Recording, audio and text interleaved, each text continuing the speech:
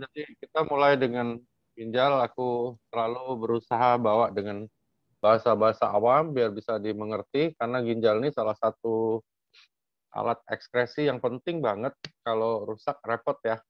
Eh, Kalau mobil ini kayak saringan bensin. Jadi kalau ini rusak semuanya bisa ikut rusak gitu.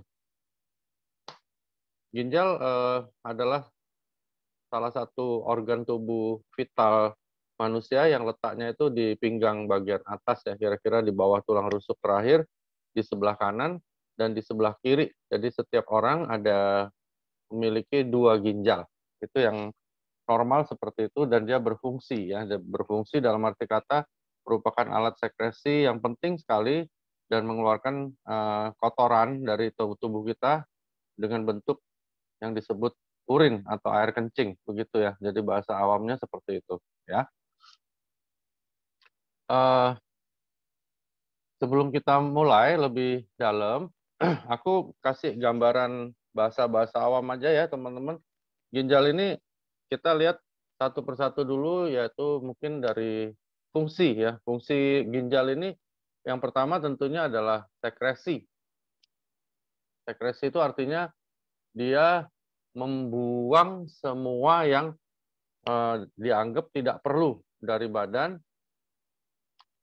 keluar tubuh begitu ya. Itu namanya sekresi. Lalu fungsi kedua, dia mempunyai kemampuan untuk menjaga keseimbangan cairan dan elektrolit gitu ya. Keseimbangan cairan dan elektrolit. Nah, karena itu kalau ini terganggu, otomatis cairan dan elektrolit tubuh kita terganggu. Nah, itu yang nyebabin kadang-kadang orang kalau gangguan ginjal kan bisa berhubungan dengan hal-hal yang berhubungan dengan cairan tubuh, bisa bengkak badannya dan sebagainya gitu ya. Itu logika-logika yang mungkin secara awam teman bisa mengerti ya. Lalu dia menjaga keasaman darah gitu. Jadi kalau misalnya ginjal ini rusak, maka otomatis keasaman darah kita akan buruk sekali dan akan berpengaruh buruk juga untuk organ-organ vital yang lain begitu ya. Jadi ingat ya, ada fungsi sekresi, ada fungsi keseimbangan, menjaga keseimbangan cairan dan elektrolit, lalu dia juga menjaga keasaman darah. Lalu dia juga berfungsi untuk mematangkan sel darah merah gitu ya. Jadi kalau ginjal rusak, otomatis yang disebut eritrosit atau sel darah merah itu nggak matang-matang ya, tidak sempurna, bahkan bisa terjadi kelainan juga dari fungsi sel darah merah karena dia nggak sempurna, nggak matang gitu. Nah itu pentingnya ginjal di situ. Lalu dia menjaga tensi atau tekanan darah karena dia memiliki kemampuan mengatur keseimbangan hormon renin dan angiotensin begitu. Jadi kalau ginjal rusak, tensi biasanya akan rusak. Begitu juga kalau hipertensi, ginjalnya juga bisa rusak ya. Jadi dia bisa berkorelasi yang buruk bila salah satunya rusak. Dan dia berfungsi juga untuk mensintesa vitamin D. Ya, ingat ya, mensintesa vitamin D. Nah, karena itu juga orang-orang yang mengalami gangguan gagal ginjal ini berbahaya sekali kalau dia kena COVID saat ini ya. Karena di saat kita kena COVID, justru harusnya kita perlu banget vitamin D3. Nah, di sini korelasi yang penting. Makanya orang yang sudah cuci darah sangat harus berhati-hati di masa COVID ini, karena kalau kena bisa fatal urusannya. Begitu ya. Jadi itulah gambaran umum dari fungsi ginjal, dan ginjal adalah organ ekspresi dalam vertebrata yang berbentuk mirip kacang. Jadi kalau kita lihat bentuk fisik itu dia bentuknya mirip kacang sebagai bagian dari sistem urin ya, urinal. Jadi dia mengeluarkan cairan dari tubuh, dari ginjal turun melalui saluran masuk ke kantong kencing dan akhirnya keluar melalui uretra. Nah, uretra ini kalau wanita dia di mulut vagina, kalau laki-laki dia ada uretra bagian luar yaitu penisnya gitu. Jadi kenapa orang gagal ginjal itu bahaya? Karena racun-racun ini kalau ginjalnya gagal nggak bisa keluar, muter aja di dalam badan. Itu yang disebut uremia nanti, gitu ya. Next, ini teman-teman secara umum peran yang aku sebut tadi, kalau diperinci lagi adalah membersihkan darah dari racun dan sebagainya, menjaga keseimbangan garam dan mineral, seperti aku bilang tadi, menjaga keseimbangan larutan dan elektrolit, oke ya, membantu mengatur tekanan darah, menghasilkan eritropoietin untuk mematangkan sel darah merah, dan menghasilkan senyawa aktif vitamin D yang dibutuhkan untuk menjaga kesehatan tulang. Gitu. Next. Ketika ginjal rusak, maka fungsi-fungsi yang tadi aku sebutkan tidak terjadi, teman-teman. Gitu ya. Itu logika aja. Jadi teman-teman kalau ada teman-teman yang ginjalnya rusak, cerita sama kita udah tahu, oh yang terganggu ini ada fungsi ekskresi, keseimbangan larutan dan elektrolit terganggu, sel darah merahnya nggak mateng, tensinya naik, vitamin D-nya juga nggak terbentuk dengan baik, ya, otomatis semua sistem yang lain akan terganggu gitu ya. Nah, keluhan-keluhannya bisa macam-macam. Yang paling sering memang adalah lemes dan muntah, mual gitu. Itu yang paling sering, dan sesak napas. Kenapa? Otomatis karena sel darah merah yang tidak pernah matang itu menyebabkan kita menjadi kondisinya anemi ya. Jadi itu yang menyebabkan orang jadi sesak, otomatis lemah ya, jelas karena sel darah merahnya tidak sempurna, oksigenasi dalam tubuh juga akan turun, teman-teman. Gitu ya. Penyakit ginjal dapat dipicu berbagai masalah kesehatan lainnya, misalnya tekanan darah tinggi. Jadi gangguan ginjal yang ditakuti adalah gagal ya. Namanya aja gagal ya, gagal jadi Busido, gagal jadi Toreda aja udah nggak enak, apalagi gagal ginjal, teman-teman ya. Nah, kalau gagal ginjal ini yang paling sering menyebabkan itu adalah hypertension atau hipertensi ya. Lalu nomor 2 diabetes mellitus, nomor 3 adalah batu di dalam saluran ginjalnya atau di dalam ginjalnya sendiri, perdarahan, internal ginjal, dan infeksi. Satu lagi yang secara fisik bisa terjadi adalah kecelakaan. Ya. Jadi suatu accident yang menyebabkan ginjalnya hancur. Jadi ada faktor fisik selain faktor penyakit. Nah, hal-hal ini yang kadang-kadang berbahaya. Kenapa? Karena biasanya mereka itu keluhannya laten, tidak terasa. Sampai benar-benar ginjalnya udah rusak, baru udah ketahuan. Ya. Karena itu rajin-rajin check up, ya paling tidak kalau nggak sempat periksa urin, periksa darah, urium, kreatinin, asam urat itu harus diperiksa. Itu untuk monitor yang umum ya. Kalau yang khusus biasanya kita sudah periksa urinalisisnya dan sudah kita periksa scan misalnya MRI dan sebagainya, apakah di situ ada sesuatu, ada batu, infeksi atau kerusakan ginjalnya sendiri. Nah, itu yang bisa lebih dalam. Jadi rajin-rajin check up seperti mobil kita harus bawa check up. Karena sebagian besar gagal ginjal di awal-awalnya tidak ada gejala sama sekali. Next.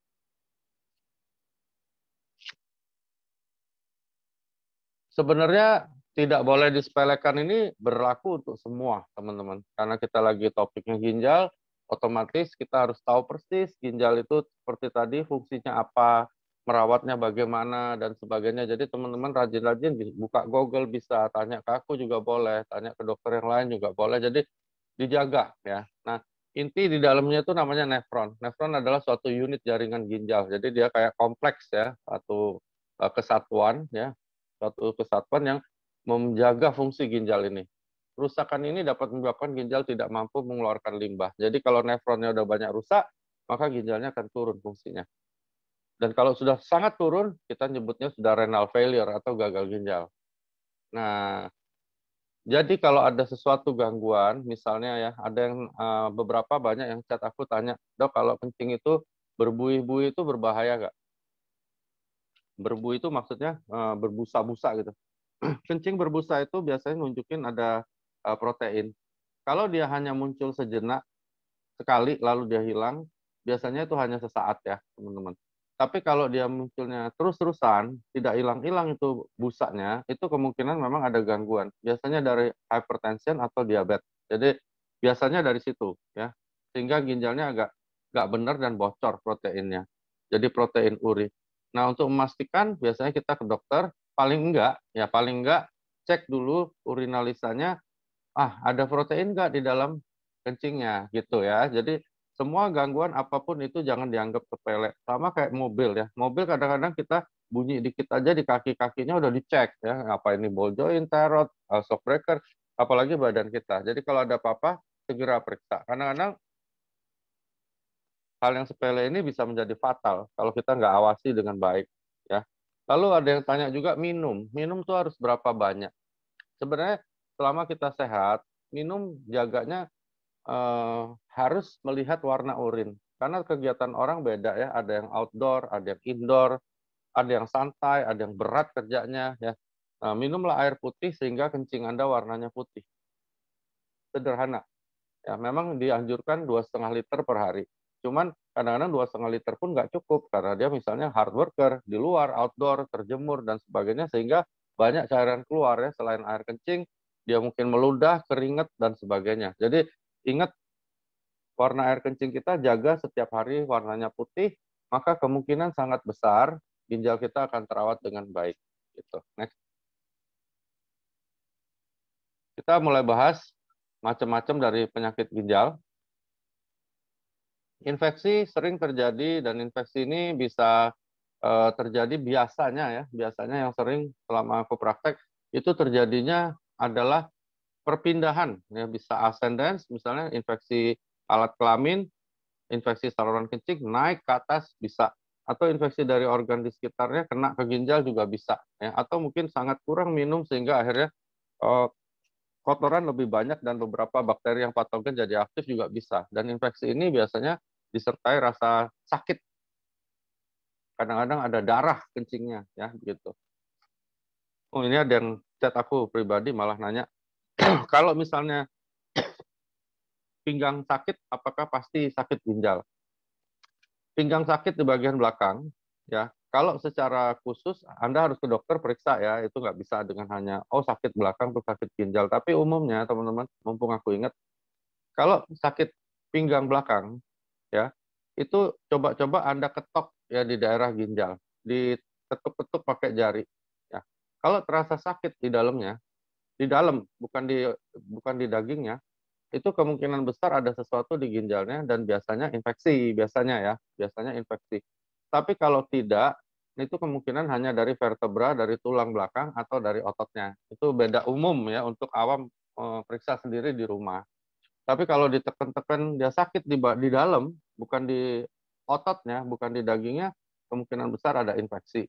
Nah, kalau ada infeksi, kita ceknya gimana? Biasanya kita pergi ke lab, cukup periksa saja urin lengkap namanya. Di situ biasanya akan terlihat leukositnya tinggi banget karena ada sel darah putih banyak bertempur di sana dengan bakteri sehingga dia naik.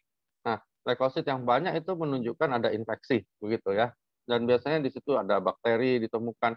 Kadang-kadang juga ada darah sedikit, ada sel epitel yang naik karena udah sel rusak dia jatuh ke dalam kencing. Jadi itu hal-hal yang secara umum teman-teman kalau memang urgent bisa lakukan sendiri dan bisa dilihat hasilnya. Next.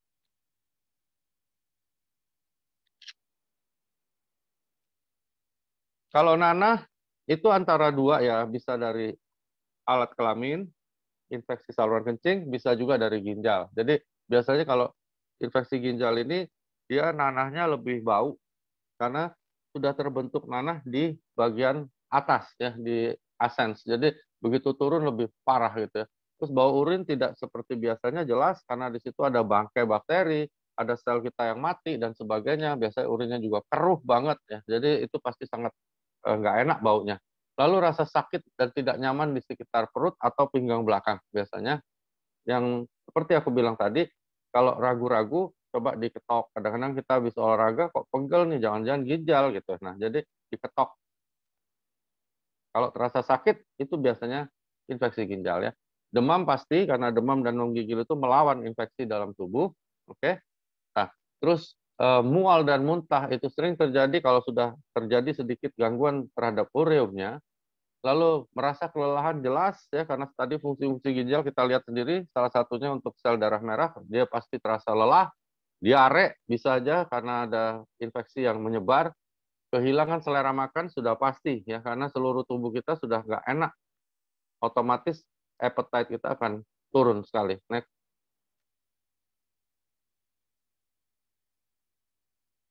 Faktor resiko infeksi ginjal. Kenapa prevalence lebih sering di wanita karena alat kelamin luar wanita itu lebih cepat terkontaminasi. Ya, kalau pria kan dia alat kelamin luarnya ada jarak ya, jadi kita beda alat kelamin luarnya. Itu kenapa prevalence wanita lebih sering kena gangguan ascendance. Jadi dari bawah naik ke atas ya. Kondisi bawaan lahir otomatis akan sangat-sangat berpengaruh karena pada kondisi bawaan lahir di mana ginjalnya tidak sempurna, maka pertahanan dia juga tidak baik ya.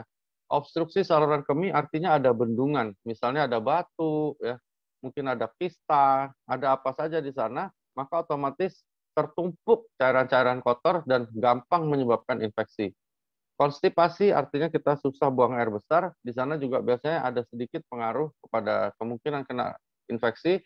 Sistem kekebalan tubuh yang lama, itu maksudnya sistem kekebalan tubuh kita yang buruk ya, NK selnya jelek, sehingga bakteri masuk di kita aja jadi infeksi. Gitu. Prostatitis artinya ada infeksi di prostat.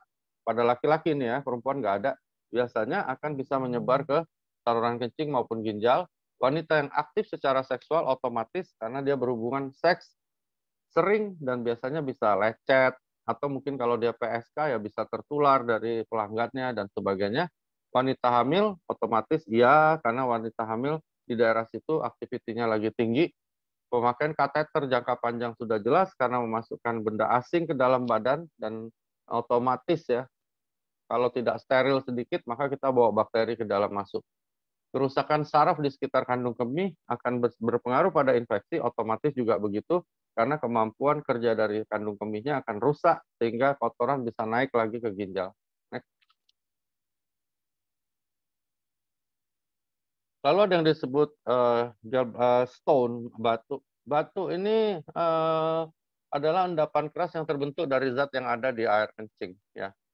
Prosesnya namanya nefro. Nefro itu ginjal ya. Litiasis adalah batu. Jadi terbentuk batu di ginjal. Penyakit batu ginjal atau kencing batu ini biasanya berukuran sangat kecil atau bisa beberapa senti, berapa inci, dan ukuran batu yang lebih besar. Kadang-kadang gini, batu ini kadang-kadang yang berbahaya begini. Batu ini kadang-kadang dia bentuknya sudah besar banget, udah menekan ginjal sampai rusak, tapi karena dia tidak terletak di saluran untuk mengeluarkan urin, dia tidak bergejala juga teman-teman. Ya hati-hati. Aku punya satu teman dokter, nggak pernah ada gejala apa-apa, tahu-tahu ginjal sebelah kanannya habis, nggak bisa berfungsi lagi karena batunya udah gede banget. Makanya rajin-rajin check up ya.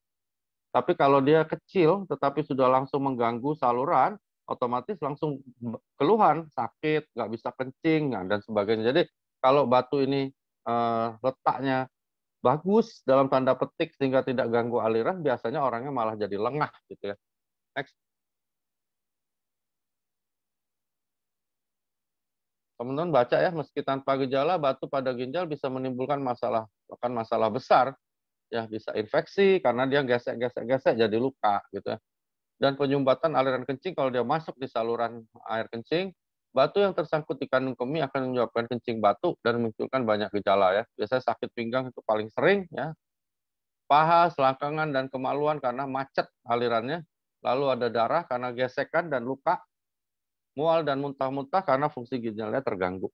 Ya, biasanya diagnosa batu ginjal kita tegakkan secara pasti dari USG atau scan.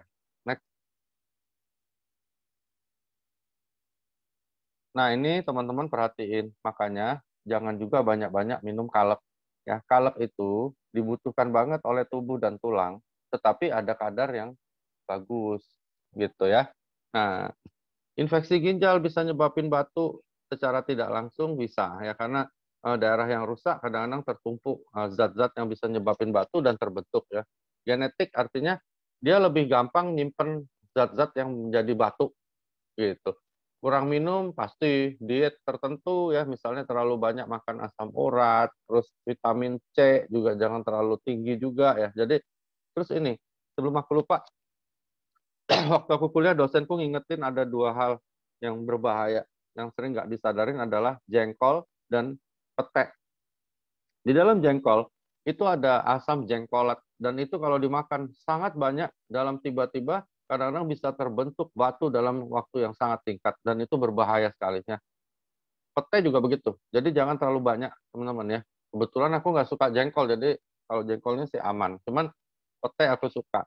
Nah, jadi hati-hati di situ. Lalu dia tertentu itu, maksudnya salah satunya adalah itu obesitas, kegemukan, otomatis ya, karena tekanan-tekanan di daerah abdomen atau perut sangat tinggi, masalah pencernaan, kondisi medis lainnya itu maksudnya mungkin hal-hal lain yang akhirnya menyebabkan terbentuk batu di saluran kencing. Ingat, minum kalsium dibutuhkan, tetapi jangan juga over ya, karena bisa numpuk jadi batu ginjal. Next.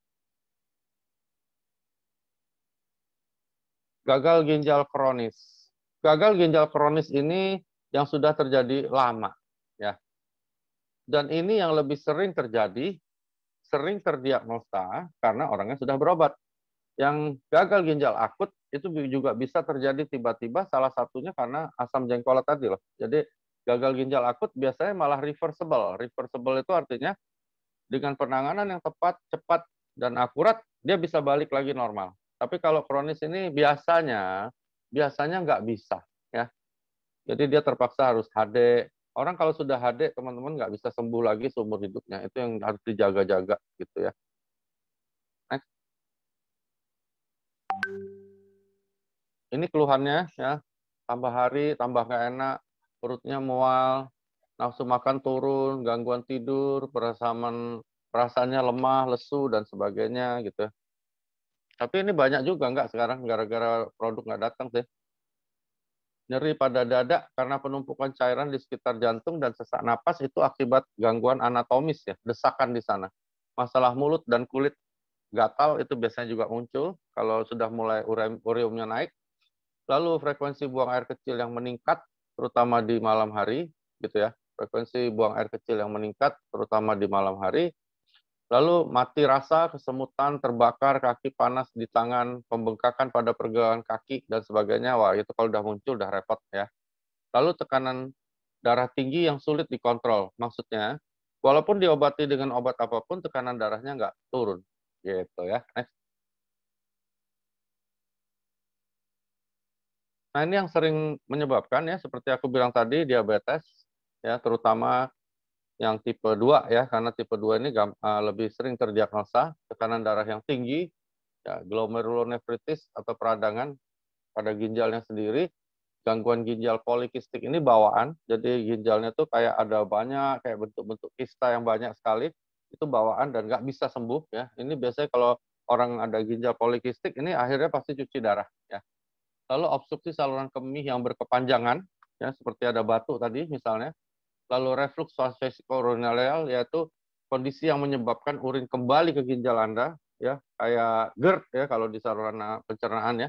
Infeksi ginjal berulang juga disebut pyelonefritis, jadi infeksi lagi, infeksi lagi, infeksi lagi, wah itu ginjalnya cepat hancur ya. Lalu penggunaan obat-obatan tertentu jangka panjang seperti ibuprofen dan aspirin, serta obat-obat diabetes. Makanya orang diabetes itu ginjalnya biasanya di ujung-ujungnya juga hancur, teman-teman. Hati-hati. Next. Kanker ginjal jarang ya, seingat aku. Tapi kanker ginjal adalah kanker yang berasal dari dalam ginjal. Sel renal karsinoma adalah salah satu dari kanker ginjal. Jadi kanker itu salah satu jenisnya namanya renal karsinoma ya. Kanker sel renal karsinoma ini meliputi 90% dari 95% dari semua kasus penderita kanker ginjal. Maksudnya kanker di ginjal itu biasanya renal karsinoma. Yang lainnya ada lagi golongan yang lain. Cuman ini yang paling sering terjadi gitu ya. Ini aku sekelebat ada lihat pertanyaan, apakah Subarasi bisa membantu menghancurkan batu ginjal? Jawabannya tidak. Ya, batu ginjal harus diobati. Ya, jadi gini, batu ginjal ini biasanya ada obat-obat tertentu dicoba untuk menghancurkannya, seperti Batugin. Ingat aja obat namanya Batugin ya. Itu di herbal resmi dari kedokteran yang bisa bantu. Tapi kalau dia tidak hancur juga ya terpaksa harus dioperasi. Nah, cuman ada beberapa kondisi di mana seseorang biasanya menolak operasi dan diizinkan sama dokternya. Yaitu satu, posisi ginjalnya masih cukup baik dalam fungsi, batunya juga belum terlalu besar, atau orang ini komplikasinya terlalu tinggi kalau diadakan operasi. Biasanya dokternya akan menunda, gitu ya. Tapi kalau sebaliknya yang terjadi, saluran kencing sudah tersumbat, ya orangnya sudah sehat dan bisa siap operasi, biasanya akan dilakukan untuk menghindari hancurnya ginjal gitu. Next.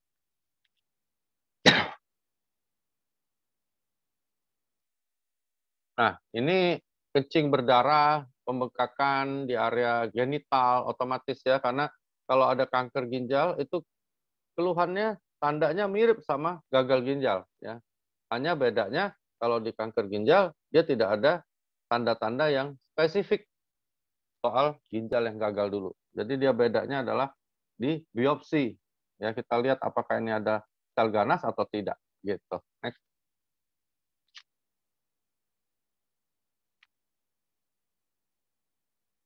Para dokter umumnya tidak dapat menjelaskan kenapa seseorang menderita penyakit kanker ginjal, sedangkan orang lain tidak terkena penyakit tersebut. Ya, beberapa faktor yang berpengaruh adalah obesitas, tekanan darah, riwayat keluarga. Ya, tapi ingat di AFC kita ada produk namanya Utsukushi, teman-teman harus ingat itu, di mana Utsukushi punya paten-paten fungsi, ya salah satunya menaikkan imunitas. Ya, dengan menaikkan imunitas, otomatis akan terjadi peningkatan self cure. Badan kita bertahan untuk melawan apapun, termasuk sel-sel prakanker, gitu ya. Jadi bukan Utsukushi membunuh sel prakanker, bukan. Tetapi Utsukushi membantu badan kita untuk lebih kuat imunitasnya. Otomatis di dalam imunitas kita itu ada yang namanya NK sel ya. Nah, ini yang akan berburu nih, bunuh semua sel termasuk sel prakanker. Begitu ya teman-teman ya. Next. Abses ini adalah infeksi yang lebih parah. Jadi sudah terbentuk nanah. Jadi kalau teman-teman sering waktu kecil kami kalau di Palembang bilangnya borok. Jadi sudah benar-benar kumpul dia dalam satu seperti area gitu kayak bentuk sawah, dia situ tanah semua kumpul ya. Itu sakitnya bukan main ya. Jadi ini abses itu teman-teman nggak bisa bayangin rasanya. Dia sakitnya bukan main dan ciri utamanya adalah bernanah. Jadi kalau kita scan itu terlihat sekali ada jaringan-jaringan yang berbentuk biasanya putih gambarnya itu adalah abses ginjal ya gitu. Next.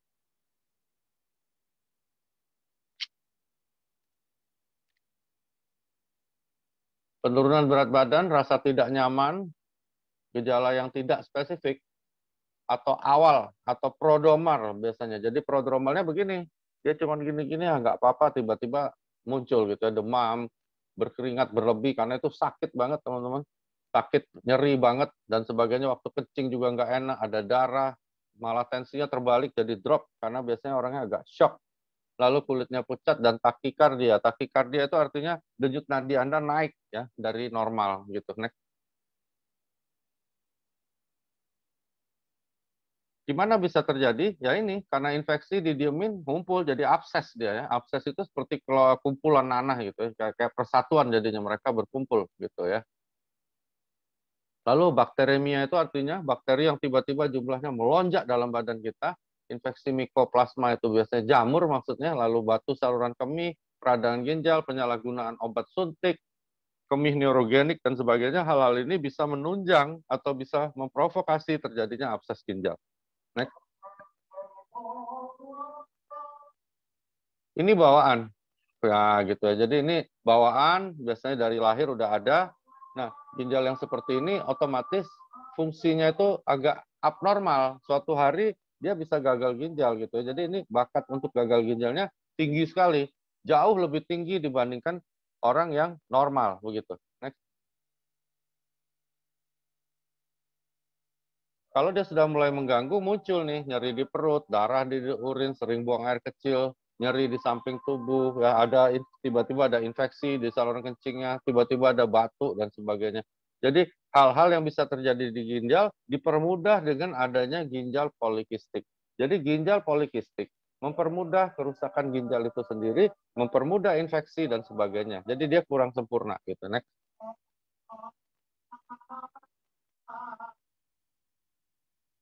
Nah, ini disebut autosom resesif, autosom dominan ini artinya ibu, bapak ada garis keturunannya nggak? Nah, kalau ada dua-duanya, wah dominan namanya.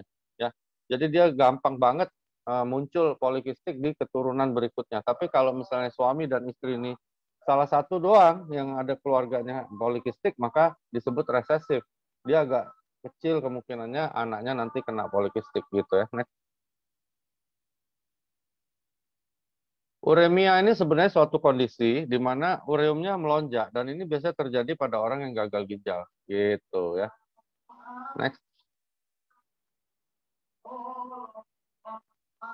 Mirip sama gagal ginjal, dia mual muntah, kehilangan nafsu makan, ada rasa kram ya, karena semua ingat ya tadi yang aku bilang menjaga keseimbangan cairan dan elektrolit. Jadi kalau sudah kena ginjalnya, wah udah nggak enak karena elektrolitnya udah nggak normal, termasuk rasa-rasa semutan dan sebagainya. Sulit konsentrasi, sakit kepala, fatigue itu capek yang waduh nggak bisa dibayangin, kayak teman-teman habis lari-lari di padang pasir gitu. Jadi capeknya bukan main.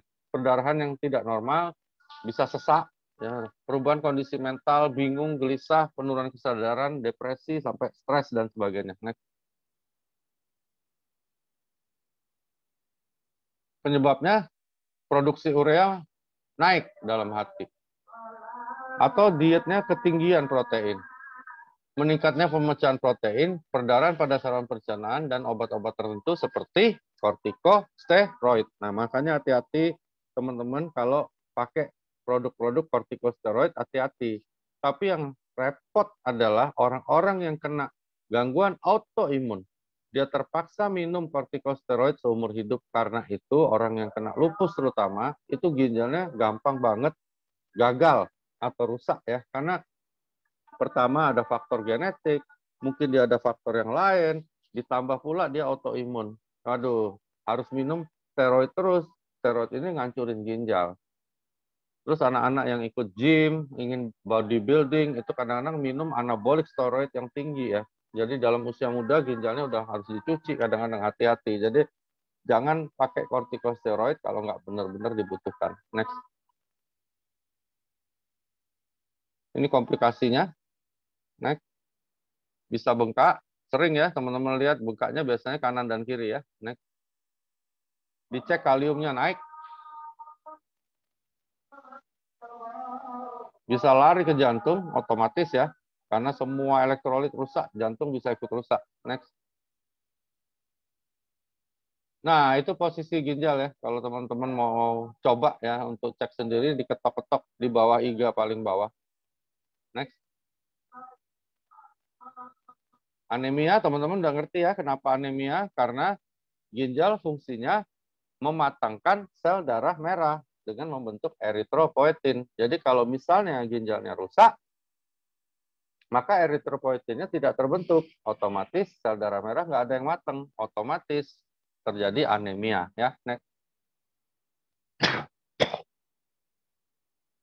Gairah seks berkurang atau impotensi. Pasti ya. Ujung-ujungnya menjalar ke atas dan ada kerusakan sistem saraf pusat. Otomatis ada uremia, elektrolit terganggu, sel darah merah nggak ada yang mateng, racun tertumpuk. Wah, udah teman-teman. Next. Nah, ini korelasi dengan COVID. Ya, ada beberapa rekan dokter, juga ada beberapa rekan aku, teman-teman sekolah meninggal dunia kena COVID gara-gara ini. Ya, jadi kalau ada gangguan ginjal, Anda harus lebih berhati-hati, lebih lagi tekun untuk mentaati protokol kesehatan. Ya, karena respon dari imunitas kita drop banget. Jadi kalau yang ada yang teman-teman punya kenalan, ginjalnya tidak baik, suruh minum usus-usus yang banyak untuk melawan kondisi ini. Next. Perikarditis artinya infeksi yang mengenai selaput luar jantung. Next. Hamil kena ginjal itu biasanya bisa terjadi namanya eklamsia. Jadi tekanan darah naik tiba-tiba saat dia mau melahirkan dan itu berbahaya sekali buat ibu maupun janinnya. Next. Otomatis gangguan ginjal permanen itu permanen artinya menetap. Waduh, repot ya. Next. Saya divonis kena Parkinson umur 58 tahun. Ini 3 tahun yang lalu, berarti pas dia umur 55, divonis Parkinson, minum obat seumur hidup. Apa yang saya bisa lakukan untuk merawat ginjal, dok? Karena kalau udah minum obat seumur hidup tuh udah ya begitulah, udah ginjalnya pasti ada kena lah sedikit banyak ya. Oke, untuk merawat ginjal, pertama-tama teman-teman tadi kan aku udah bilang bahwa ginjal fungsinya adalah ekskresi ya, mengeluarkan cairan dalam bentuk cairan. Racun-racun itu dikeluarkan otomatis teman-teman perlu cairan ya. Teman-teman bayangin kayak kita ngelarutin sesuatu yang memang harus dibuang dalam bentuk cairan. Jadi minum air putih dijaga benar-benar. Sebenarnya bukan buat buat yang nanya aja nih, buat kita semua ya. Jadi aku dibiasain sama orang tua aku dari kecil minum banyak. Kalau aku minum selalu patokannya waktu ke WC kencing lihat warna urin. Kalau belum putih berarti yang diminum kurang. Ya, apapun alasannya. Jadi kalau belum putih berarti kurang. Kecuali kita lagi minum vitamin C dosis tinggi, otomatis kencing kita lebih kuning, nggak bisa putih ya. Tapi kalau nggak, minum air putih yang banyak. Itu satu ya. Lalu kedua, jauhi hal-hal yang bersifat pengawet. Oke. Lalu ketiga, memang dianjurkan menjauhi komponen-komponen yang protein atau asam uratnya tinggi. Ya, karena asam urat memperberat kerja ginjal ya. Nah, itu hal-hal yang bisa kita lakukan. Terus keempat tentunya ingat teman-teman, satu lagi lawan yang tidak terlihat adalah penuaan. Nah, penuaan itu terjadi pada semua orang termasuk diri aku yang harus dilawan. Bagaimana caranya? Ya hidup sehat seperti biasa semua itu harus dilakukan. Plus kita pakai subarasi. Di sini fungsi subarasi bisa ikut merawat, memperpanjang usia ginjal maupun organ tubuh yang lain. Karena dia melakukan regenerasi sel. Ya, itu fungsi dari produk kami. Produk kami lagi, produk kita dong ya. Jadi produk kita membantu untuk meregenerasi sel. Misalnya nih ginjalnya hari ini sisanya tinggal 200.000 sel.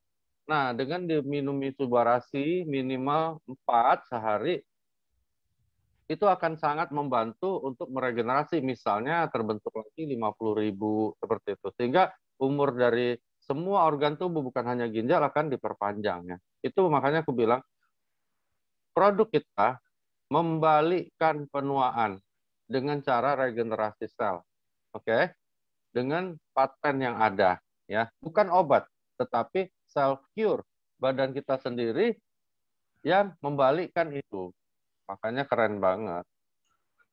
Apakah Nah, minum air dengan pH tinggi bisa membantu membersihkan ginjal? Kalau kata-katanya membersihkan dalam arti iya. kata kotoran dibersihkan, jawabannya tidak ya. Jadi air itu mau pH-nya berapapun, ya berapapun, itu nggak ada pengaruh terhadap ginjal secara langsung. Dok, apa Subarasi bisa bantu bersihkan batu ginjal, dok? Subarasi nggak bisa bersihkan batu ginjal. Tapi kalau misalnya ada orang, pertanyaannya misalnya didalami ya, misalnya ada orang batu ginjal, minum Subarasi berguna nggak? Pasti berguna, teman-teman ya. Karena apa? Batu ginjal seperti tadi kalau teman-teman menyimak, itu banyak sekali kerusakan yang diakibatkan akibat batu ginjal itu muncul di dalam ginjal. Nah, dengan minum Subarasi yang dirusak itu diperbaiki. Begitu ya logikanya. Tapi kalau pertanyaannya, apakah Subarasi bisa membersihkan atau membantu membuang batu ginjal? Jawabannya tidak bisa ya enggak. Jika seseorang terkena diabetes, apakah ke depannya lebih baik terus konsumsi obat yang tentunya jangka panjang, eh, apa itu bakal ganggu ginjal, dok? Nah, terus lebih baik atau lebih baik pakai insulin dia tanyanya. Sama aja dua-duanya ngerusak ginjal. Jadi gini ya teman-teman sekalian dibahas boleh. Diabetes mellitus itu terjadi karena insulinnya nggak cukup, gitu ya. Itu intinya. Jadi bagaimana bikin dia cukup? Nah, teman-teman tahu dong, pabriknya di mana? Pabriknya ada di pankreas nih insulin, ya. Nah, bagaimana caranya kita bikin si insulin ini semangat lagi? Nah, caranya tentunya dengan membantu regenerasi sel pankreas gitu ya logikanya. Nah, produk kita begitu masuk tanpa disuruh dia akan meregenerate semua sel termasuk pankreas. Jadi untuk memperbaiki kualitas hidup dari orang diabetes mellitus ini segera minum Subarasi minimal 4 saset. 4 saset itu sebenarnya untuk teman-teman dan aku. Cuman sekarang sih agak kurang juga sih gue minum nggak karena inden kan. Jadi harus 4 saset sehari, maka akan terregenerate. Nah, setelah terregenerate, pabriknya mulai banyak pekerja lagi, dia akan produksi lagi. Insulinnya yang alami ya, akan naik. Mudah-mudahan pada beberapa kasus, itu akan terjadi perbaikan dari kadar gula. Nah, ketika kadar gula ini berhasil mencapai titik yang baik, yang normal, maka kita mulai boleh berani melakukan tapering down. Tapering down itu artinya obat-obat dokter yang tadi berbahaya itu mulai diturunkan pelan-pelan sambil tetap dipantau. Kalau aku biasanya beberapa saudara ada yang diabetes, aku naikkan subarasinya, akhirnya gula darahnya tambah baik, aku turunkan obat dokternya. Aku pantau dulu nih 1 bulan 2 bulan dan tetap bagus dengan angka segitu, aku naikkan lagi subarasinya, aku turunkan lagi obat dokternya sampai setitik yang serendah mungkin ya. Aku nggak berani bilang lepas obat nanti diprotes lagi sama Balai POM. Jadi pada kondisi beberapa kasus ternyata dengan minum selang-selang seling apa ya bahasa Palembangnya, hari ini minum 3 hari lagi minum, ternyata masih stabil lagi 2-3 bulan. Aku naikkan lagi dosis subarasinya sampai akhirnya aku bisa lepas itu obat kimia. Oke? Setelah obat kimia sudah mulai lepas, aku pantau lagi 2 bulan dengan dosis yang tertinggi tadi. Begitu bagus juga, aku mulai berani turunkan pelan-pelan subarasinya. Kalau misalnya masih bagus lagi 2 bulan ke depan, aku turunin lagi sampai dosis yang istilahnya bijaksana lah untuk dompetnya gitu ya. Jadi itu yang cara yang beberapa kali aku lakukan dan cukup berhasil pada orang-orang yang diabetes. Begitu atau enggak? Oke, juga menarik. Dok, mau tanya, ibu saya umur 76 tahun, sudah pernah operasi batu ginjal, dan sekarang fungsi ginjalnya tinggal 40%. Nah, mungkin ini yang dia mau tanyain, fungsi ginjal 40% ini akan selamanya 40% dan semakin menurun karena dia itu pasti akan minum obat secara rutin kan untuk diabetes, asam urat dan lain-lain. Atau ada kemungkinan bisa meningkat, Dok? Kalau ditanya apakah kemungkinan bisa meningkat dengan logika yang tadi aku bawain, ya sangat bisa, ya sangat mungkin terjadi, ya berdasarkan paten fungsi yang ada di Subarasi. Jadi eh, makanya aku kadang-kadang bilang sama teman-teman, Subarasi adalah harapan terakhir dan terbaik pada kasus-kasus seperti yang sedang dipertanyakan ini, gitu ya. Karena apa? Kadang-kadang ada beberapa dokter marah-marah juga sama aku. Aku bilang, dokter, kalau misalnya ada kasus begini, emang lu mau lakukan apa? Nggak ada, oke? Nggak ada, nggak ada. Jadi paling terapi stem cell. Terapi stem cell itu disuntik, dikasih stem cell, biasanya di Swiss juga ada yang dari dan sebagainya. Tapi duitnya nggak kecil Ya. dan resiko tetap ada. Nah, disinilah kadang-kadang teman-teman, terutama juga kalau ada sejawat yang hadir malam di sore hari ini, aku ingin bilang sama kalian bahwa kami dari AFC ini melakukan ibadah, ya, bukan mau merusak pundi-pundi praktek teman-teman dokter, enggak. Justru ini bisa sangat membantu orang-orang yang memang sudah nggak ada harapan, teman-teman. Misalnya kanker stadium akhir, aku pernah dimarahin sama salah satu bekas dosenku. Dia bilang kamu gila ya kasih itu nanti pasiennya bisa tambah parah loh, bisa mati loh, bisa ini. Aku bilang dokter, sorry ya dok, dokter kan dosen aku. Aku mau tanya dok, kalau pasien ini berobat sama lagi-lagi berobat sama dokter, emang dokter mau apain dok supaya sembuh? Dan dia nggak bisa jawab, ya dong. Ya. Nah, pada kondisi-kondisi yang terminal namanya kami di kedokteran bilang itu terminal ya. Terminal itu terakhir ya. Harapan hidup enggak ya tinggal itu gitu. Makanya aku bilang produk kita ini bukan hanya sekedar uang, tetapi menjadi ibadah besar. Banyak sekali teman-temanku, pasienku yang terbantu pada titik terminal tadi, gitu ya. Jadi udah nggak ada lagi harapan yang lain, ya. Nah, salah satunya dulu banget waktu aku sama Pak Niko, Pak Ernest baru bangun AFC, kami pergi ke Bangka, mungkin Angga sempat juga kenal nantinya. Itu ada Ibu Yenti ya. Ibu Yenti itu sudah stadium 4, stadium 5, sorry, stadium 5 gagal ginjal, cuci darahnya 5 kali seminggu karena Sabtu Minggu ya rumah sakitnya tutup gitu. Sudah nggak ada harapan. Ketemu aku kalau nggak ketemu langsung aku juga nggak percaya. Dia bilang dokter saya tiap hari hanya berdoa supaya saya bisa masih ketemu teman-teman saya yang lain yang stadium 5. Jadi udah nggak bisa aktivitas, cuman ke rumah sakit cuci darah pulang.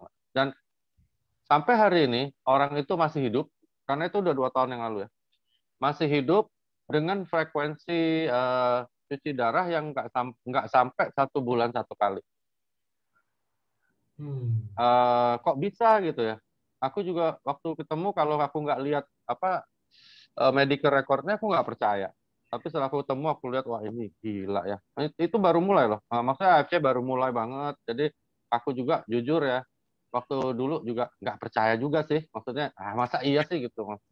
Gitu loh nggak. Masa iya sih bisa gitu. Jadi aku sampai wawancara dia berdua ngobrol. Aku bilang emang bener Mbak Yanti. Iya dia tunjukin hasilnya. Parah banget ya. Stadium 5 itu anytime you can die. Jadi dia kalau kumpul di rumah sakit Timah Bangka itu, kumpul itu tinggal nunggu aja. Minggu ini si A, minggu depan nanti si B terbang gitu, mati gitu. Nah, 2 tahun yang lalu itu, dan sekarang dia masih hidup. Bayangin, ya betapa besar ibadahnya dengan adanya SOP tadi, orang itu sampai sekarang masih hidup dan cuci darahnya nggak seperti dulu lagi. Itu aku bilang beberapa kolega bahwa uh, tidak semua mukjizat datang dari tangan kita sebagai dokter yang ada di tempat praktek, teman-teman. Ya, ada mukjizat-mukjizat yang datang ya akibat mungkin doa dari banyak orang, termasuk ada ratusan ribu member di AFC yang akhirnya bisa membuat sesuatu itu terjadi gitu. Jadi mukjizat terjadi banyak di AFC karena AFC-nya hebat, enggak juga, belum tentu. Tapi karena begitu banyak family di sini yang membawa mungkin dalam doa dan akhirnya bisa terjadi kenyataan yang luar biasa mengerikan. Jadi makanya testimoni dan sebagainya aku lihat akhirnya ditegur itu memang iya sih, kadang-kadang terlalu berlebih-lebihan, mungkin dipasangin disclaimer. Tapi gimana gitu. Kadang-kadang ada orang yang memang mengalami hal nggak yang wah gitu loh ya. Gimana gitu ya yang dia hampir mati dulu enggak belum hadir ya di AFC ada Pak Joshua tuh yang pecah pembuluh darah otak timnya Pak Andreas udah divonis hampir mati hidup lagi loh gitu ya.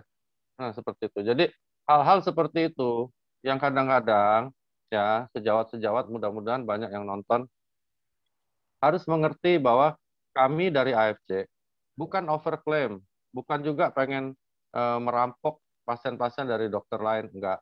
Justru kami pengen bantu kalian, ya teman-teman sejawat, supaya pada kondisi-kondisi terminal yang sudah nggak ada harapan lain, mereka punya harapan untuk membaik, untuk bisa apa ya, gimana ya, ada harapan terakhir, misalnya di tempat yang gelap banget gitu, ada satu cahaya lilin, ya teman-teman sejawat yang mungkin juga sempat marah sama aku, kesel sama aku ketika kita berdebat, coba deh, yang paling benar kalian join AFC deh, ya, join, belajar apa itu AFC, belajar apa itu produk kami, dan juga belajar apa itu namanya Ayama Family Club, ya karena kami di sini hadir di Indonesia untuk membantu banyak orang, baik dari sisi kesehatan, juga dari sisi keuangannya, gitu. Gitu nggak? Orang cuci darah, orang HD, itu dilihat dari mananya? Karena kemarin itu, ini ada yang tanya, dia ke RS disuruh HD, tapi mungkin karena keterbatasan ekonomi ya, jadi nggak HD, dan dia mungkin ngecek lagi di luar, cuma dikasih obat katanya kencingnya terganggu ya atau apa gitu tadi nih saya. Nah, terus kakinya yang tadinya rada bengkak udah jadi rada kempesan sih. Apa itu masih tetap harus HD atau gimana, Dok? Oke. HD adalah hemodialisa. Ya, itu ya. Jadi tindakan darah kita diambil, masukin mesin, dicuci, balik lagi ke badan kita. Karena ureumnya tinggi. Oke ya. Nah, eh, bagaimana bisa bilang seseorang harus HD? Oh, banyak langkahnya. Ya, hati-hati juga teman-teman ya. Kadang-kadang ada juga beberapa oknum, pokoknya datang, wah agak misalnya kayak ini aku lihat ada Mas Dwi ya, Dwi Adiana. Nah, jadi begitu agak aneh-aneh dikit nih kencingnya, wah udah lu cuci darah deh, gitu ya. Ada juga yang begitu. So, hati-hati ya. Jadi ada langkah-langkahnya. Pertama, yang sederhana adalah diperiksa urinalisanya, lalu diperiksa juga darah, urium, kreatinin, asam urat. Ya, kita dari situ kita bisa ada gambaran ya berapa berat gangguan dari fungsi ginjalnya. Itu dulu satu. Nah, ketika itu ditemukan indikasi yang cukup berat untuk terjadinya gagal ginjal, maka kita lakukan yang lebih dalam, misalnya di scan, lalu misalnya di MRI, dilihat dulu ini apa memang gagal ginjal atau mungkin ada infeksi yang lain yang menyebabkan urium kreatininnya naik. Jadi banyak hal yang harus dilihat. Itu dari laboratoris. Dari klinis kita harus tanya, Anda bengkak kah? Anda mual kah? Anda apakah? Dan sebagainya. Itu ya. Nah, mungkin loh enggak ya, ini mungkin karena aku kan nggak ketemu dengan pasiennya. Mungkin kejadian pada orang yang disebut ini, kalau dia memang sekarang bisa seger lagi, nggak ada apa-apa dan sebagainya, kemungkinan ada misdiagnosis, ada salah diagnosa. Nah, cara memastikannya lakukan yang aku bilang tadi ya, periksa urinalisa dulu, ya, lalu periksa dari fungsi ginjalnya melalui urium, kreatinin, asam urat dulu, itu dulu aja yang ringan ya. Kalau apalagi dia kurang mampu. Nah, tapi khusus untuk orang-orang yang ada gangguan ginjal dan kurang mampu, kalau aku nggak salah, sekarang itu sudah bisa dibantu lagi oleh BPJS ya. Dulu sempat nggak dibantu. Tapi sekarang katanya udah bisa lagi. Nah, itu mungkin bisa jadi solusi untuk melakukan pemeriksaan dasar rutin, diulang lagi dari awal. Apa benar nih mobil ini harus turun mesin? Nah, gitu loh, enggak. Jangan-jangan cuman kabel busi doang gitu. Jadi mungkin mungkin itu karena kalau memang dia pernah hemodialisa dan udah gagal ginjal berat, nggak mungkin bisa kempes lagi dan fungsinya bagus lagi. Jadi ada kemungkinan misdiagnosis namanya. Udah HD seminggu. Udah HD 2 kali seminggu. Ureumnya tinggi sampai 27. Terakhir ini kondisinya drop. Mau HD tapi HB-nya rendah. Kata dokter nih nggak bisa cuci darah, Dok. Karena kalau cuci darah HB rendah itu bisa lewat, bisa membahayakan nyawa. Nah, terus harus cari donor darah. Nah, untuk kasus-kasus yang kayak begini, mungkin untuk kasus-kasus yang kira-kira kayaknya udah udah susah nih, maksudnya untuk ngelakuin apa udah rada kepentok sana sini, apakah masih bisa menggunakan subarasi? Ini sama mirip-mirip kayak pertanyaannya ini, Dok. Dulu sering ditanyain kalau orang yang pakai ventilator atau orang yang lagi misalkan lagi diem aja gitu, nggak bisa makan, nggak bisa minum, lewat infus apa boleh dimasukin infus apa ini? Mungkin mirip-mirip sih, Dok, pertanyaan namanya itu. Yang ini pertanyaannya apa boleh menggunakan subarasi di kasus seperti ini? Oke. Itu yang aku sebut tadi soal terminal stadium ya. Jadi itu kondisi yang disebut terminal. Dia no hope sudah. Ya. Kalau dokter sudah angkat tangan, terus mau lakuin apa lagi? Nggak ada kan? Jadi kalau ditanya boleh nggak subarasi? Kalau tanya aku pribadi, bukan lagi boleh, tetapi subarasi adalah harapan terakhir dia ya untuk bisa memperbaiki kondisi tersebut. Jadi kita berpacu dengan gangguannya. Ingat minimal 4 kaset sehari. Tapi jangan lupa teman-teman, seperti saran peringatan dari Balai POM maupun Pak Niko, selalu mulai dengan edukasi seperti yang sedang aku sampaikan gitu ya. Jadi kita mengedukasi. Jadi aku bilang sama beberapa tim, sekarang banyak sekali, tambah banyak yang nanya, memang mungkin mereka takut overclaim. ketika ketemu orang, misalnya ada orang diabetes ya, aku nggak bisa bilang misalnya, Bang, lu minum Subarasi deh, diabetes lu pasti lebih sehat. Itu namanya intimidasi ya. Hmm. Jadi kita harus jelasin pelan, pelan, pelan sampai dia bilang, enggak, kayaknya gue coba itu deh, cocok lah buat penyakit gue. Itu namanya edukasi. Ya, jadi kita yang memberikan edukasi sampai dia milih gitu. Ah, gue yang itu deh, gue yang ini deh. Nah, pinter-pinterlah membuat edukasi tersebut. Edukasi itu adalah menceritakan paten-paten fungsi kita dengan baik, jelas, berulang-ulang, diulang-ulang, sampai orangnya yang bilang. Jadi jangan kita gagal ginjal ya, wah pakai ini deh, apa pakai Subarasi, pasti sehat, pasti membaik. Itu namanya intimidasi. Tapi kalau kita edukasi, seperti pasien-pasienku, aku selalu jelasin, dan dia akhirnya bilang, dok aku coba deh yang itu deh, yang 100-100 tuh katanya. Nah, baru kasih gitu ya.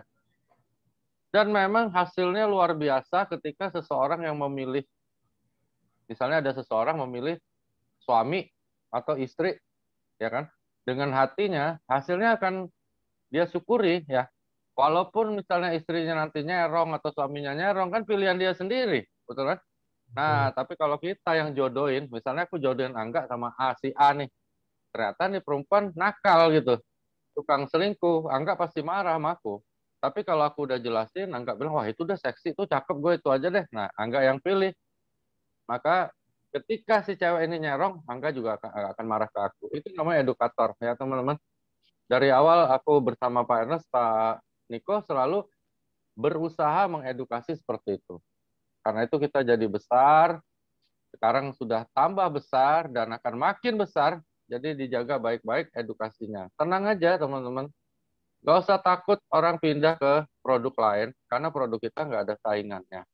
Bukan sombong ya, tetapi Anda harus confident. Ayo, mana saingannya AFC? Nggak ada. Kenapa? Nggak mungkin orang yang penemunya aja jualnya cuma sama AFC kok. Ada yang bikin tiru-tiruan, yang dari Tangerang, dari mana, biarin aja lah. Aku kasih ilustrasi gini ya, banyak nih, dokter, ini gara-gara inden teman gue beli loh yang tiruan, minum yang itu. Aku bilang biarin aja. Kita suruh dia kita suruh kawin sama perempuan, sekarang kawin sama banci, nanti kapok sendiri kok. Enggak. Emangnya laki-laki mau kawin sama banci? Enggak lah, lama-lama dia tahu itu banci kok. Jadi nggak usah tegang ya. Ada yang beli produk A, produk B dari sinilah. Ada apalah namanya, aku biarin aja. Kan kadang-kadang ada juga laki-laki yang seneng sama banci buat variasi ya nggak? Tapi setelah itu kan dia pasti balik lagi sama istrinya. Tenang aja. Dok, ada teman perempuan sekarang umur 30. Waktu umur 28, ada infeksi di saluran kemih, bolak-balik RS, diagnosa bakteri udah masuk ginjal. Akhirnya dilakuin operasi kecil, disedot bakteri, pasang stent. Nah, ginjal Hmm. kirinya ini sekarang fungsinya 85%. Nggak minum Hmm. apapun, hanya saat masa treatment itu antibiotik. Nah, kalau minum produk EFC, bagusnya ini Suba atau Utsu. Karena mungkin tadi kan dokter juga ada bahas sedikit tentang Utsukushi, yang maksudnya untuk jaga tentang bakteri dan lain-lainnya itu. Maksudnya dia mau tanya, apa mungkin digabungin dua-duanya, dok? Terus Iya berapa dong. banyak kalau untuk... Digabungin dong dua-duanya. Teman-teman, ini aku sekalian ngingetin, karena di timnya Semarang ya ada beberapa orang, termasuk salah satu rekan dokter di AFC yang kena COVID. Karena salah satunya memang imunitas kita. Gini ya, teman-teman, imunitas ini eh, kadang-kadang sama aja kondisinya ya. Misalnya kemampuan kita, misalnya tingginya imunitas 70%. Tapi teman-teman terpapar terus sama COVID. Ya, dari mana teman-teman tahu bahwa orang yang di sebelah Anda itu tidak COVID? Nggak ada yang tahu ya. Nah, jadi beberapa temanku dokter, salah satunya ada dokter Chris namanya, dia hampir mati kemarin. Ini orang paling koboi, cuek ya, masih ngajar terus apa seminar kumpul. Dia yakin banget bahwa dia nggak mungkin kena COVID gitu ya. Jadi karena dia pakai APD, cuci tangan, pokoknya protokolnya bagus. Dan akhirnya dia kena hampir mati ya, tapi hidup untungnya. Jadi dia cerita sama aku, eh, penting sekali untuk nambah terus tentara kita. Dan untuk nambah tentara, teman-teman aku pernah share, nanti kalau ada yang perlu aku share juga. Aku dapat dari beliau ya, untuk memperlakukan diri kita seperti orang yang OTG, gitu ya. Jadi kalau ditanya penting nggak unsur-unsurnya juga penting banget ya. Walaupun ginjalnya masih 85%, apa salahnya kita jaga juga dengan unsur-unsur di mana pertahanan tubuh dia akan tetap paling enggak angkanya tetap bagus lah gitu. Nah, beberapa teman yang kena COVID di tim kita juga di AFC itu karena yang aku lihat melesetnya satu ya, masker ya, masker dipakai yang tidak bermutu. Oke ya. Nah, kedua, lupa jaga jarak. Ayo, jarak yang benar itu kan 1,5 meter ya. Jangankan kalian lah, aku aja sering melanggar juga gitu. Jadi jarak yang ideal adalah 1,5 meter karena kalau seandainya orang itu bersin ya, terus orang itu batuk, itu kemungkinan Anda tertular lebih kecil.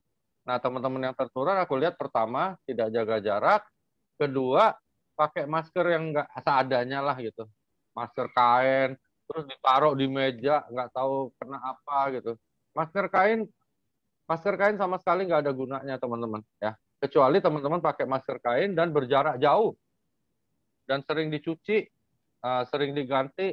Kadang-kadang kan banyak lah yang begitu ya, termasuk anakku aja kadang-kadang masker itu wah sayang lah nanti beli lagi apa duitnya taruh dulu lah di dashboard nanti pakai lagi, nggak boleh ya. Kalau aku masker kalau sempat ketemu siapapun orang di luar rumah langsung aku buang ya, hati-hati. Ada yang tanya di sini aku harus jawab ya. "Eh, dokter kenapa sih kok masih nyebutin paten fungsinya di sini?" Oke, ini adalah acara yang resmi dari AFC ya, yang memang yang aku sebutkan memang ada paten fungsinya dan yang aku sebutkan ada hubungannya dengan topik kita, dan satu pun perkataan aku maupun Angga tidak ada yang namanya overclaim ya. Kami tetap lakukan hal-hal yang bersifat edukasi ya. Jadi teman-teman, paten fungsi memang ada di produk kita, memang ada di usukusi maupun di subarasi. Yang tidak dibolehkan adalah menyambung-nyambungkan paten fungsi, oke, dengan overclaim. Oke ya, nggak boleh ya. Misalnya, oh karena ada paten fungsi ini maka gangguan diabetes pasti sembuh. Itu namanya overclaim. Ya, tenang-tenang aja. Ya. Semuanya sudah cooling down dan sekarang kita mulai edukasi awal seperti kita waktu bangun AFC lagi. Oke, oke dok. Mungkin ini beberapa pertanyaan terakhir ya dok ya. Oke. Oke, ini ada yang tanya, dok saya hamil 22 minggu. Setelah cek urin ada infeksi di saluran kemih sampai ada luka. Apakah boleh konsumsi utsukushi? Nih dok, mungkin Boleh ini dok, banget. utsukushi mungkin Tapi gini, beberapa ada yang tanya orang hamil itu boleh atau enggak konsumsi utsukushi, karena di utsukushi itu katanya kan ada pineapple extract, ada ekstrak nanas, sedangkan kan untuk beberapa orang mungkin ada yang percaya kalau nanas itu nggak bagus untuk orang hamil. oke teman-teman, itu hoax ya teman-teman. Jadi banyak aku dapat pasien di, kadang-kadang aneh ya, pasien berobat ke aku itu minta gugurin kandungan gitu ya. Jadi bukannya mau hamil malah gugurin kandungan, goblok. Dan mereka udah minum nanas akhirnya sampai muntah darah ya. Jadi nggak ada itu teman-teman ya, nggak ada satupun dokter atau perkataan dokter atau literatur yang mengatakan bahwa nanas bisa gugurin kandungan, nggak ada. Jadi Anda kalau hamil kawin aja, nggak usah pakai-pakai mau gugurin kandungan. Nah, untuk orang yang hamil umur berapapun, usia berapapun, minum produk kita yang manapun, bukan hanya Utsukushi atau bukan hanya Subarasi, yang ada izin Balai POM resminya, sudah pasti aman. Karena apa? Karena produk kita adalah makanan kesehatan, bukan kimia. Ya. Ada beberapa produk kita aman, ada beberapa produk orang lain juga disebut aman. Benar teman-teman, aman. Tetapi ingat, pada bayi di dalam perut atau janin, dia bisa teratogenik, bisa menyebabkan cacat secara genetik. Itu berbahaya sekali ya. Jadi kalau kimia yang ditakutkan adalah salah satu faktornya adalah nggak teratogenik. Dia bisa menyebabkan bayi itu jadi cacat. Nah, kalau produk kita nggak mungkin ada kimianya. Nggak mungkin. Ya. Kenapa? Ingat nggak teman-teman? Pabrik kita adalah pabrik farmasi yang bukan kimia. Oke? Jadi udah nggak mungkin ada zat kimianya. Apapun produk AFC, nggak ada zat kimianya. Apapun. Gitu. Nggak mungkin. Kenapa? Karena AFC memang pabrik farmasi non-chemical. Gitu loh. Apalagi sudah ada izin dari Balai POM. Memang Balai POM bodoh. Ada yang lucu kemarin mau beli sampai nanya gini nggak? Ini sharing aja. Dok, aku dapat orang nanya ya. Kenapa sih kok Balai POM keluarin izin SOP dan subarasi minuman kesehatan sereal? Kenapa nggak suplemen? Sereal itu kan makanan bayi. Ya Allah, aku bilang nih orang. Ini sharing ya, teman-teman. Akhirnya aku jawab, aku bilang, lu kenapa nanya sama member gua? Lu pergi aja ke Balai POM, lu bawa izinnya, lu marah-marahin aja ke Balai POM-nya. Kok jadi marah-marah sama member gua, aneh, ya kan? Jadi aku waktu itu juga tanya Niko, aku belajar dari ini karena dia yang langsung ke Balai POM ngurus ya. Jadi di Balai POM itu teman-teman ada kosakata ya, kosakata yang tidak bisa menerjemahkan produk AFC. Ingat ya. Misalnya ya kalau teman-teman salmon ovary peptide 100 plus, ingat ya dulu ya. Itu di boxnya tulisannya apa teman-teman? Tulisannya telur salmon, betul ya? Sebenarnya itu bukan telur salmon. Nah, tetapi terjemahan salmon ovary peptide itu di kosakata Balai POM nggak ada. Oke? Nah, yang paling dekat adalah telur salmon. Sama dengan minuman kesehatan sereal. Untuk menerjemahkan produk AFC ini, Balai POM harus cari yang memang kosakatanya ada di dia dan mirip. Gitu ya, teman-teman ya. Jadi, kadang-kadang teman-teman harus belajar juga sebagai leader di lapangan. Kalau ada yang nanya udah jelimet banget ya, nggak usah diladenin. Oke ya? Ujung-ujungnya cuma dua teman-teman. Ingat sama aku. Satu, dia nggak join. Kedua, belinya cuma 2 saset. Oke? Nggak bakalan. Oke? Nggak bakalan join. Nanya lah, ada yang aku dulu ikannya berapa meter panjangnya. Aku bilang, ngapain? Emang lu mau potong ikannya? Gila. Pokoknya kalau ketemu jelimet, teman-teman nggak usah jawab. Bikin pusing dan nggak akan join. Ya, next Kak. Oke. Dok, mama saya diabetes udah lebih dari 5 tahun. Selama ini kaki dan tangannya sering kebas. Lalu dikenalkan AFC dan tangan yang kebas itu udah mulai kembali berangsur normal dan kakinya juga. Tapi setelah konsumsi produk beberapa bulan, tiba-tiba kaki mama saya bengkak, mual, dan sering diare, bahkan sesekali kesedak. Apakah itu indikasi ginjalnya bermasalah atau itu proses emang pemulihannya aja? Emang itu termasuk dalam proses pemulihan gitu loh, dok? Enggak, bukan proses pemulihan. Ajak mama cek dong, ya. Ajak mama cek ya, karena ada beberapa hal yang kadang-kadang produk kita ini membantu diagnosa, bukan menyembuhkan. Ya, membantu diagnosa. Kayak ngasih lampu apa? Lampu bahaya ya. Kalau aku saranin bawa tante untuk check up ya. Aku nggak berani jawab di sini karena aku nggak ketemu langsung. Cuman keluhan-keluhan itu banyak hal. Bisa dari lambung, bisa dari ginjal kah, bisa. Tapi mudah-mudahan bukan. Tapi dicek lah, bawa ke dokter. Atau kalau takut ke dokter sekarang, minta home care pro dia datang ke rumah, cek aja, periksa darah lengkap, urin lengkap, fungsi ginjal misalnya seperti itu ya. Nah, beli aja. Jadi periksa aja. Setelah periksa, nanti hasilnya diminta. Nanti kalau misalnya bingung kan bisa tanya sama kami ya, nah, dokter manapun dia. Sore dok, saya beberapa kali ketemu case yang kalau saya jelaskan tentang manfaat produk dan sarankan untuk konsumsi produk kita untuk permasalahan penyakit, misalkan yang mereka derita, selalu menyampaikan kata dokter nggak boleh minum sembarangan. Ini mungkin nggak terlalu gimana sama penyakit dan yang kita bahas tadi ya dok, cuman ini mungkin lebih ke tips juga sih. Penyakit. Terakhir kemarin istri teman saya meninggal gagal ginjal, padahal sudah 3 minggu sebelumnya saya sarankan untuk konsumsi subarasi atau Tsukushi. Nah, gimana sih dok? Ini mungkin mau tanya tipsnya aja sih. Tips ya, oke. Kalau aku semuanya ini, kita nih di AFC semuanya biasa by data ya. Kalau teman-teman perhatikan sekarang lagi pahit banget, kita lagi apa inden dan sebagainya, tapi tetap AFC stay by data ya.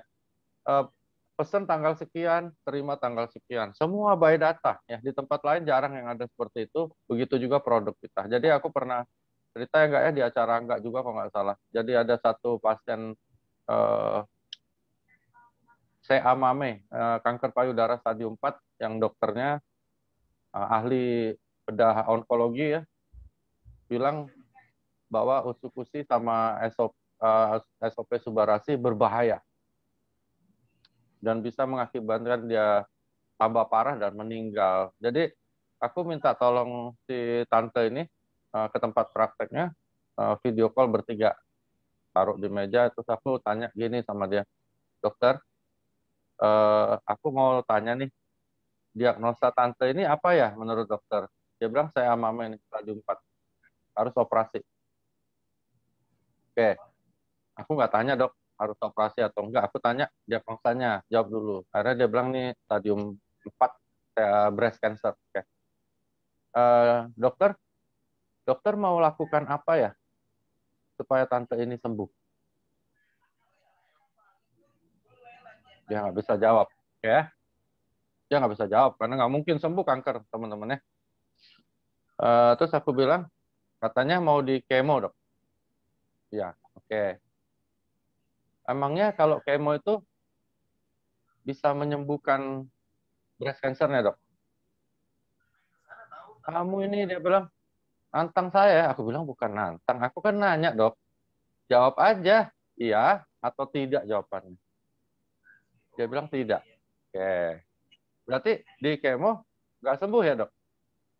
Enggak, dia bilang.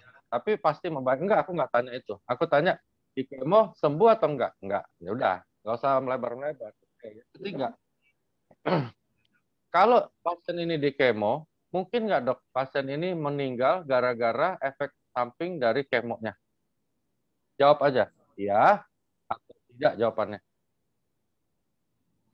Ya, dia bilang, Anda ini menyudutkan saya. Enggak menyudutkan. Aku nanya, gampang dong, masa nggak bisa jawab ya enggak aja? Aku bilang, jawab aja. Kalau di kemo, mungkin nggak pasien ini justru meninggal gara-gara kemoterapinya? Jawabannya, ya atau tidak aja. Enggak, dia bilang. Oh ya udah, aku bilang bohong kalau gitu. Aku buka Google. Aku bilang, ayo sama-sama buka Google kita. Ya, dari Kemenkes punya. Apa bahaya kemo? Wah, stres deh. Udah selesai. Udah selesai dok, berarti kesimpulannya satu, kalau dia di kemo tidak sembuh, benar ya dok? Kedua, kalau dia di kemo bisa aja dia meninggal gara-gara efek samping kemonya, benar ya? Gitu. Oke. Nah sekarang aku mau tahu nih, aku masih simpen chatnya, aku foto, aku kirim ke dia, aku bilang, dokter bilang bahwa subarasi dan usukusi berbahaya buat tante ini, bisa menyebabkan tambah parah dan dia meninggal dunia, benar ya dok ya? Aku mau tanya sama dokter. Dokter tahu nggak Subarasi sama Utsukushi itu apa? Dia bilang, iya produk dari Jepang, bukan itu. Aku mau tanya, tahu atau nggak tahu? Jawab aja dok, iya atau tidak gitu aja lah. Jangan apa ribet akhirnya dia bilang saya nggak terlalu tahu. Oke, apakah dokter sudah melakukan analisa terhadap pasien-pasien dokter yang kena kanker, diminumkan produk kami, dan ternyata pasien itu mati atau bertambah parah? Apakah dokter ada risetnya? Jawab aja dok, ya atau tidak. Dia bilang tidak ada. Oh berarti lo anjing kataku. Kurang ajar mulut lo, ya nggak? Nggak benar itu. Berarti dokter nggak benar ngomongnya. Nah aku bilang udah ya dok, aku nggak mau bicara lebih panjang. Nah aku bilang tante sekarang pilih aja mau beli produk kita atau mau di kemo. Akhirnya dia beli 3 diamond, lumayan nggak? Kayak teman-teman ya. Jadi kalau teman-teman didesak dengan pertanyaan bahwa ada dokter yang mengatakan produk kita jelek, produk kita bahaya, produk kita apa? Ingat kata Pak Hotman Paris ya, bahaya teman-teman ya, nggak boleh ya teman-teman. Ya, jadi kita harus semuanya by data. Jadi teman-teman jangan takut, perusahaan mengingatkan Anda jangan overclaim, tapi bukan berarti Anda takut. Ya, aku nggak takut sama siapapun. selama aku bicara hal yang memang ada di data AFC. Gitu ya. Jadi teman-teman jangan overclaim. Misalnya bilang, wah ini apa, batu ginjal bisa sembuh, kanker bisa. Jangan. Oke ya? Jangan. Tapi kalau cerita hal-hal yang berhubungan dengan paten, hal-hal yang berhubungan dengan produk kita secara data, kalau masih ragu, teman-teman bisa telepon Angga, bisa telepon Niko, bisa telepon aku. Ya, tapi teman-teman di lapangan jangan takut.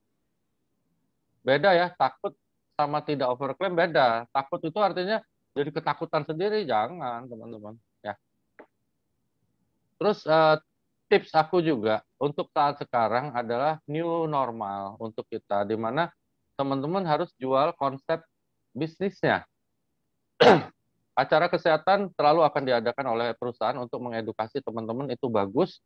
Tapi acara kesehatan ini jangan sampai mempengaruhi teman-teman untuk mencari orang sakit dalam mengembangkan bisnis AFC. Gitu ya teman-teman. Jadi bisnis AFC bukan cari orang sakit. Bisnis AFC cari orang sehat. Ya, jadi kalau teman-teman bayangin nih di Indonesia, memangnya sekarang ada berapa yo yang sakit yuk?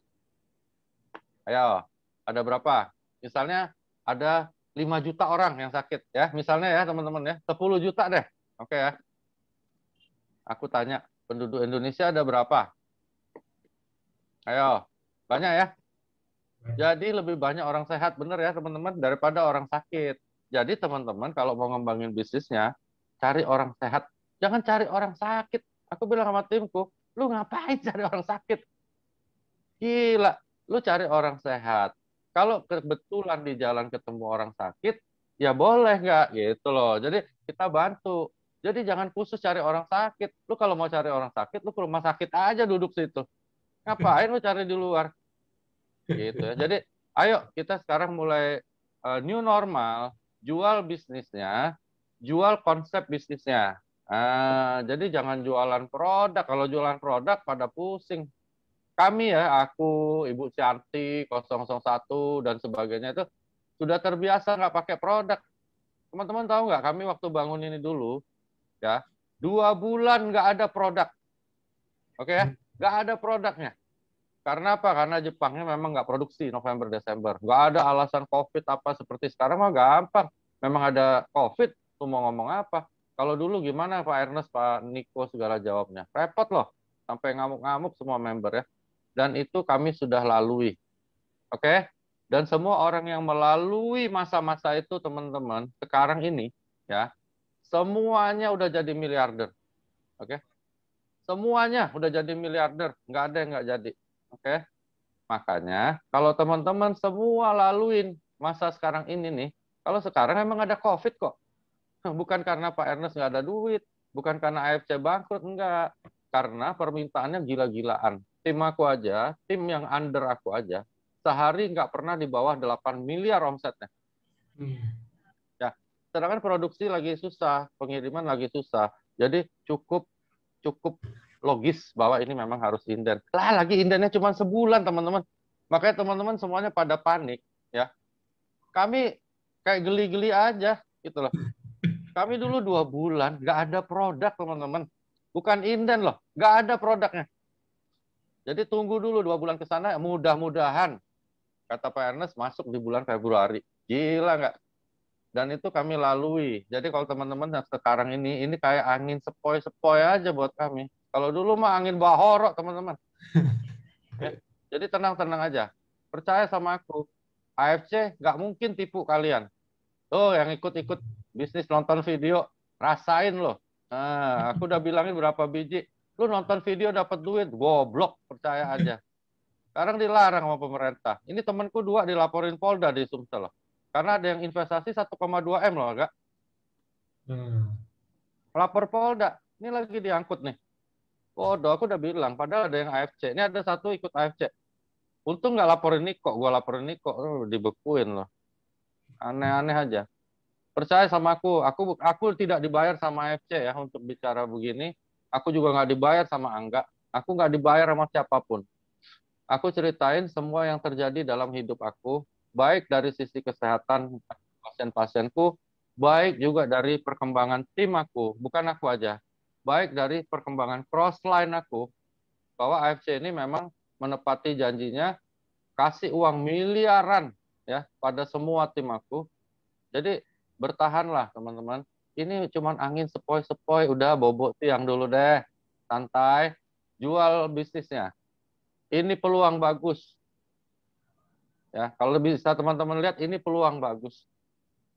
Peluang bagus apa? Peluang bagus Anda untuk training diri Anda supaya Anda bisa jadi seperti kami. Mau dong jadi Busido ya. Berusaha untuk bisa jual bisnis. Datang ke orang bawa dirimu, bukan bawa produknya. Ya. Oke. Kalau Anda bisa lalui ini, ya, bayangin nih teman-teman. Anda bisa lalui masa ini dan Anda terbiasa untuk prospek tanpa produk. Oke ya. Anda bisa bayangin nggak waktu produk datang nanti betapa mudahnya Anda closing diamond. Betul nggak? Betul ya?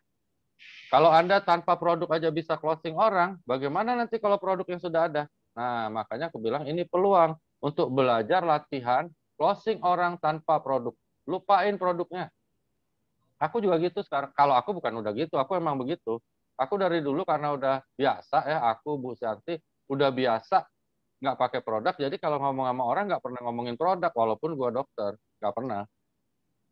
Bahaya ya, kalau Anda duduk udah mulai dengan produk, bahaya teman-teman. Pertama, lagi ngomong aja Anda udah ragu, aduh produknya masih lama nih. Anda aja udah ragu, gimana mau prospek orang? Nggak bisa. Ya, duduk, bawa suatu konsep bahwa gua tawarin lu bisnis besar. Misalnya ini aku lihat ada nama Mas Dwi, ada Mbak Helen, ada Mbak Megaria. Oke, gua Dwi, gua datang bawa bisnis besar buat lu. Oke. Dan udah ada yang terbukti kok, banyak orang sudah jadi miliarder. Jadi jangan, oh gua Dwi, gua bawa SOP Subarasi buat lu. Kacau. Ya, nggak bakal dia beli diamond. 21 juta. Gila duit. Gua beli produk 21 juta buat apaan? Buat bebek gua, buat sapi gua katanya. Nah, itu. Gua datang, gua pengen kasih berita baik buat lu. Jadi new normal ya teman-teman. Lakukan terus seperti ini. Ketika produk datang, Anda semua melebihi pasti. Ya, bisa jadi Bushido, bisa jadi samurai, shogun, apa yang kalian inginkan. Karena apa? Udah nggak cemas-cemas lagi mikirin produk. Jadi don't be SPG, don't be sales promotion boy, jadi networker. Yang dijual dirimu. Aku anggap kalian adalah family, kita di sini Asayama Family Club dan kita harus berbagi terus supaya tambah kuat. Jadi bantu perusahaan dengan kita juga membuat strategi baru ya. Perusahaan sudah lakukan banyak hal, Angga pasti lebih tahu ya. Pak Ernest itu kadang-kadang dulu ya waktu inden itu sampai jam 2 pagi ada di kargo nungguin barang buat kita. Dan uang yang dibayar untuk penerbangan itu puluhan mungkin miliar teman-teman. Ya, jadi mereka udah lakukan hal yang bagus ya.